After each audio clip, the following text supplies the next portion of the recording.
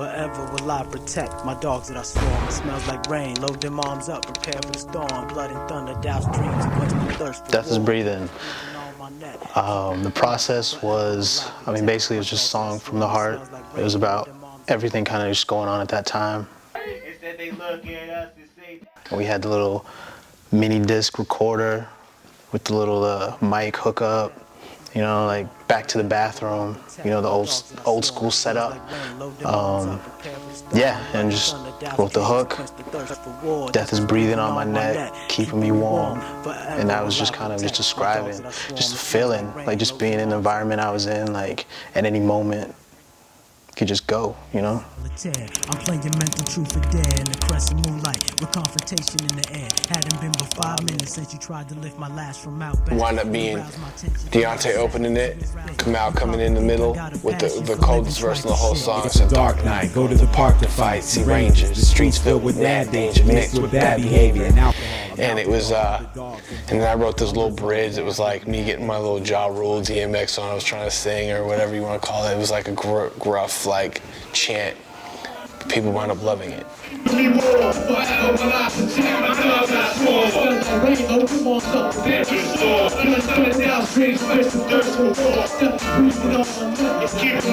That song wound up getting in the hands of Gloria Cavallero and Soulfly, which later propelled us to be affiliated and go on tour with them.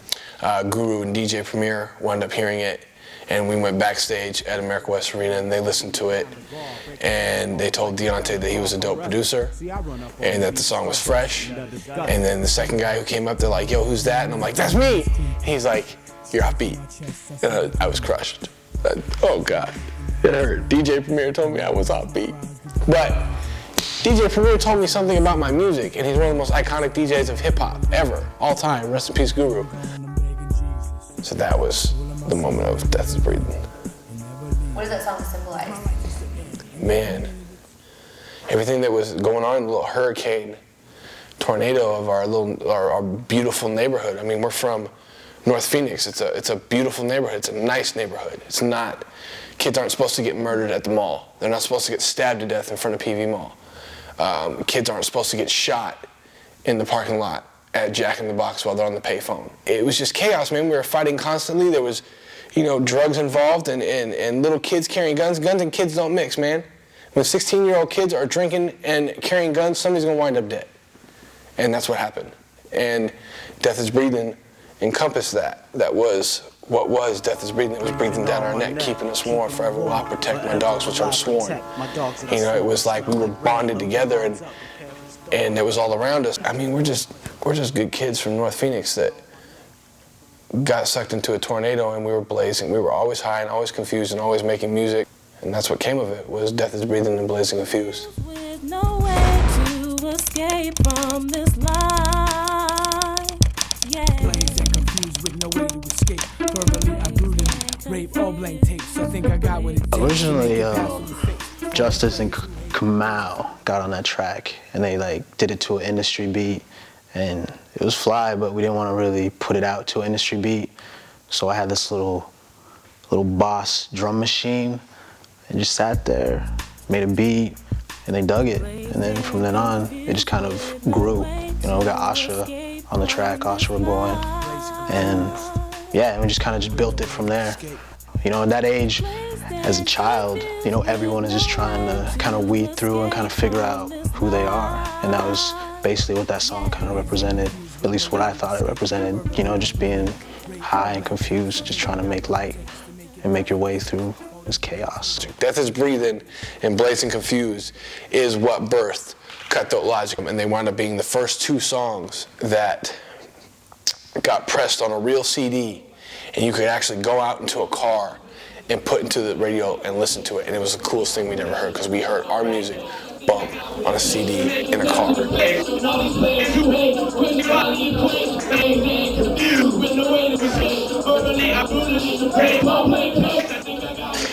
Man, we thought that those songs were gonna make us famous. We thought that they were the greatest hip hop songs that Phoenix, Arizona had ever seen, and that Russell Simmons himself was gonna hear them and call us on the phone and they were gonna change the world. They were very immature, premature.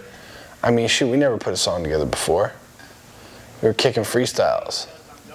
And it all started from a freestyle. Frozen with hoes and tricks and kicks and 3 verses. I be on the run like nuns and snatch purses. The worstest, the minor league is not fully here in the house to whip your ass like a bully. I pull the microphone like Dodge Dooley's. High harmony like the boys from Cooley. Yours truly, write rhymes to get screwy like Huey, Dewey, and Louie at the movie. None of this would be here today if we didn't love to kick freestyles. On Mill. Anywhere. Backseat, the ride. Everywhere. House parties. I don't care where you are, we're freestyling. That's all we did was freestyle. And we never actually laid down a track or a song. So that's why those songs are like so important, because those are like the foundation of writing. It was our springboard to tour nationally and get featured on a gold record.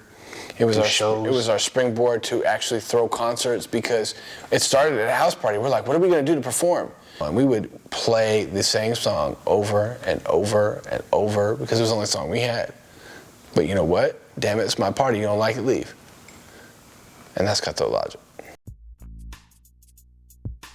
Blazed and confused with no way to escape from this life. Blazed and confused with no way to escape. Blazed and confused with nowhere to escape from this life. Yeah. Blazed and confused